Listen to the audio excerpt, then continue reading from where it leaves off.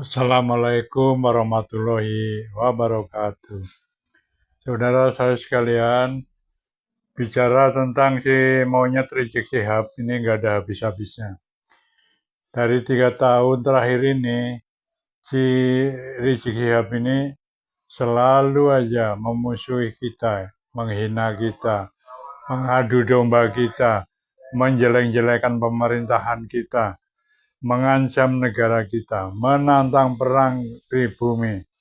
Ini mereka si Rizik Syihab ini, si monyet Rizik Syihab ini seolah-olah dia itu merasa paling hebat. Tidak ada yang berani, seolah-olah begitu. Aslinya sih dia nggak ada nyalinya. Dia ngomong begitu, war-war begitu kan karena di depan muhibinnya. Ya, dikerubungi oleh para muhibinnya. Coba ngomong sendirian ya di suatu kota lain bukan di Jakarta. Sudah jadi rempeyek itu. Suka berbicara kotor dan kasar adalah 2 cabang dari kemunafikan. 2 cabang dari kemunafikan. Jadi orang mukmin itu tidak banyak berbicara, tapi lebih banyak beraktivitas, ya, bereaksi, memberikan respon yang positif. Ada orang subhanallah ngomongnya banyak, tidak ada andilnya sama sekali. Polisi kalang kabut jagain lonte, iya.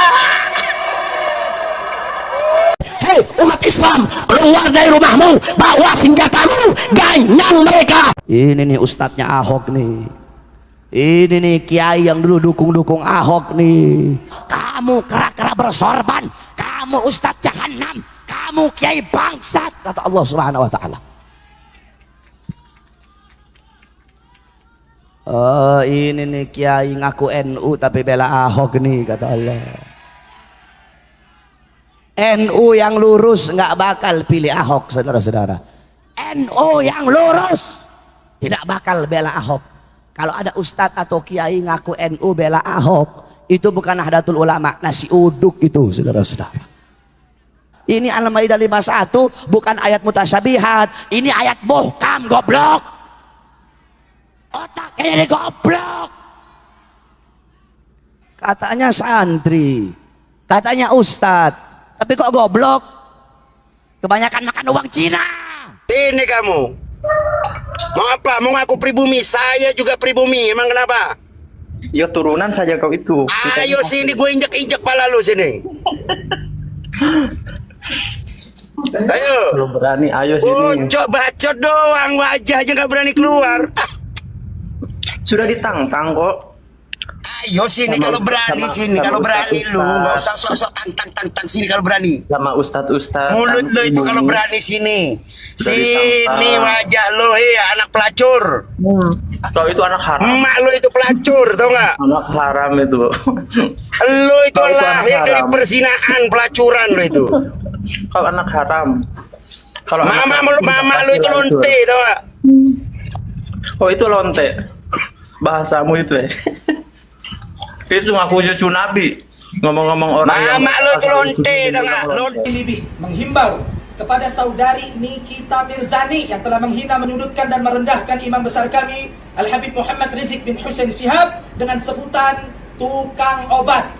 Tidak layak seorang muslim dan muslimah, apalagi yang mengaku beriman kepada Allah dan Rasulnya, menghina seorang ulama, apalagi beliau adalah cucu di antara cucu-cucu baginda Rasulullah sallallahu alaihi wasallam. Kepadamu, hei babi betina lonte oplosan penjual selangkangan, saya himbau, 1 kali 24 jam kau tidak melakukan klarifikasi dan permintaan maaf di depan publik secara terbuka, saya Mahirat Tuwailibi beserta 800 laskar pembela ulama akan mengepung rumahmu. Saya serius, saya tidak main-main. Kita lihat apa yang akan terjadi. Darah kami kucurkan untuk membela kehormatan cucu Rasulullah sallallahu alaihi wasallam.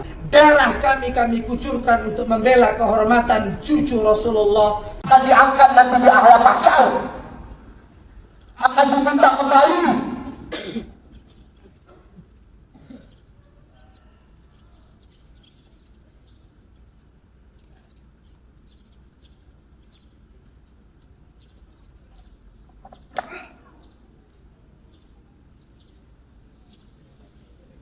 Kalian langsung gerakan semua.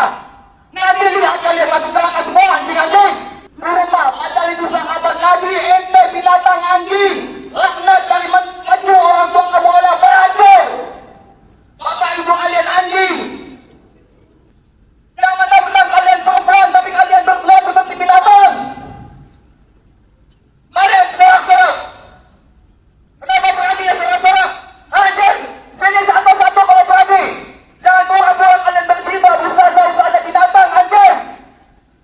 ada lonte hina Habib. Sampai lonte ikut-ikutan ngomong, saya nggak marah, cuman ada umat yang marah, ngancam mengepung lonte.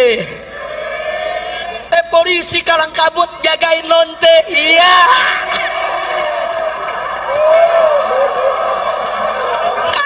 Kacau.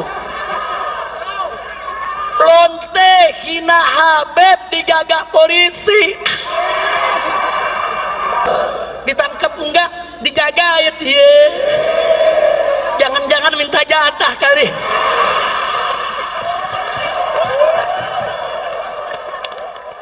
Ada yang tidak selesai. Justru ini yang akan menimbulkan kegaduhan, yang akan merongrong pemerintahan Prabowo. Yaitu siapa? Imaduddin bin Sarmana. Itu tiap hari konten-kontennya. Begitu juga narasi-narasi mengadu domba. NU obok-obok, NU nggak bisa selesaikan masalah silsilah habaib. Ini yang jadi masalah yang saat ini bergejolak di masyarakat. Maka saya melihat Imaduddin nggak berani ke Jakarta. Para muhibin akan membubarkan panggungnya Imaduddin. Para muhibin akan membubarkan panggungnya Imaduddin.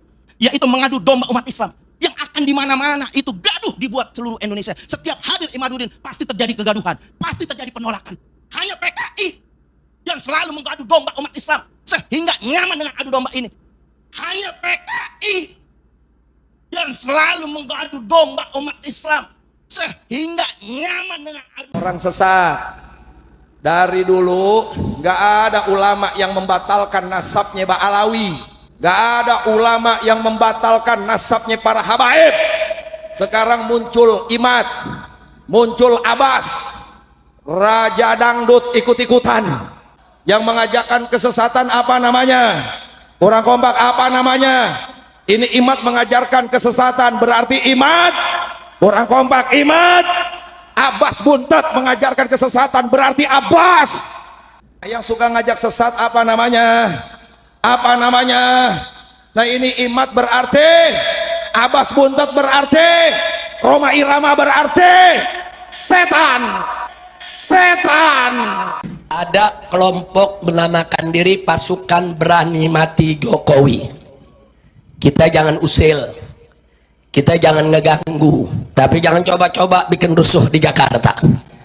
Jangan coba-coba bakar-bakar halte, saudara. Saya minta dari malam hari ini semua umat Islam, saudara asah golok yang tajam. Saudara asah aja golok yang tajam. Hei umat Islam, keluar dari rumahmu, bawa senjatamu, ganyang mereka, habisi di mana saja berada, saudara. Takbir, takbir, takbir. Sallu ala Nabi. Krisis apa nggak krisis sekarang? Jangan pura-pura ente. Indonesia ini dijajah sama Belanda 350 tahun nggak punya utang. Indonesia ini dijajah sama Belanda 350 tahun nggak punya utang. Hebat nggak? Hebat nggak? Hebat nggak? Sebelumnya juga dijajah nggak punya utang. Diteruskan sama Jepang nggak punya utang. Datang lagi Belanda, datang lagi Inggris nggak punya utang. Datang lagi Belanda, datang lagi Inggris nggak punya utang. Tapi sekarang kok banyak utang nggak ada penjajahnya? Kok banyak utang nggak ada penjajahnya? Kok banyak utang nggak ada penjajahnya? Kok banyak utang nggak ada penjajahnya? Krisis sama nggak krisis? Jangan bodoh ente kalau bilang nggak krisis. Jangan bodoh ente kalau bilang nggak krisis. Silahkan nambahin, pokoknya mati hijau di sini. Nah kayak gitu. Kalau ini hebat ya, nggak perlu sini nampar. Gitu. Kayak gitu. Ya belum duduk. Kagak perlu nampar.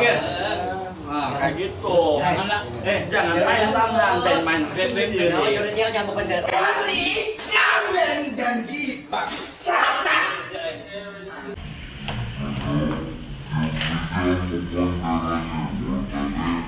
Suka berbicara kotor dan kasar adalah dua cabang dari kemunafikan. Dua cabang dari kemunafikan. Jadi orang mukmin itu tidak banyak berbicara, tapi lebih banyak beraktivitas, ya, bereaksi, memberikan respon yang positif. Ada orang subhanallah ngomongnya banyak, tidak ada andilnya sama sekali. Ada sumbangan, dia yang paling banyak teriak, dia sendiri nggak nyumbang. Ini. Nggak ada gunanya, nggak ada manfaatnya. Orang mukmin itu tidak banyak bicara, tapi lebih banyak actionnya. Bagaimana memberikan manfaat kepada orang lain. Itu yang harus dilakukan. Para sahabat masuk di kancah peperangan, tidak ada suara.